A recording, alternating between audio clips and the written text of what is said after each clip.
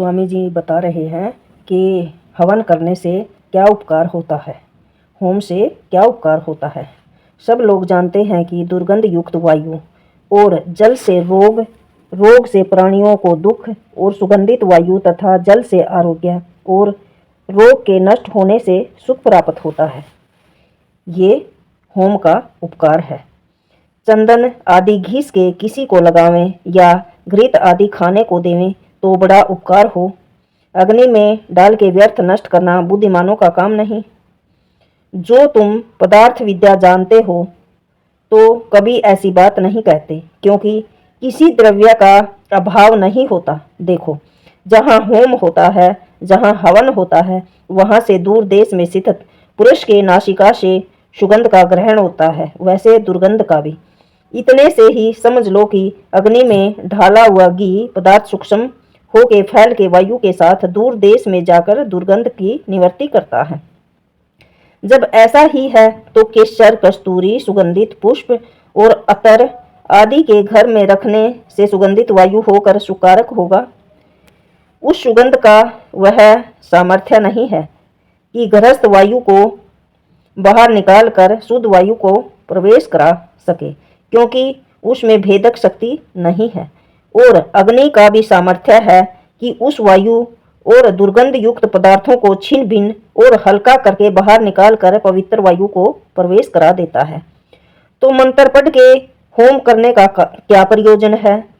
मंत्रों में वह व्याख्यान है कि जिससे होम करने से लाभ विदित हो जाए और मंत्रों की आवृत्ति होने से कंठस्थ रहे, वेद पुस्तकों का पठन पाठन और रक्षा भी होवे।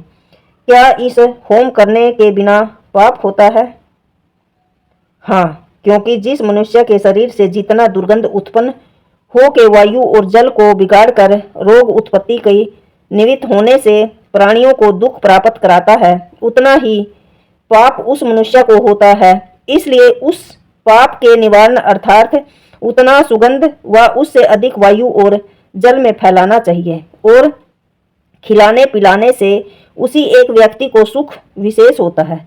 जितना घृत और सुगंध आदि पदार्थ एक मनुष्य खाता है, उतने द्रव्य के होम से लाखों मनुष्य का उपकार होता है। परंतु जो मनुष्य लोग घृत आदि पदार्थ खिलाना पिलाना भी चाहिए,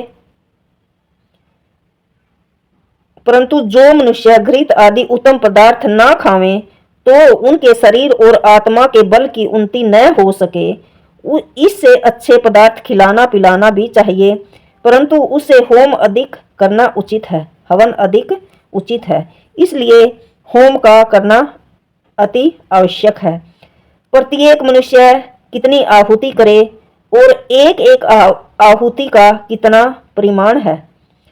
प्रत्येक मनुष्य को 16-16 आहुति और 6-6 मासे घृत आदि एक एक आहुति का परिमाण न्यून से न्यून चाहिए, और इससे अधिक करे तो बहुत अच्छा। इसलिए आर्य वर्ण शिरोमणि महर्षि राजे महाराजे लोग बहुत सा होम करते और कराते थे।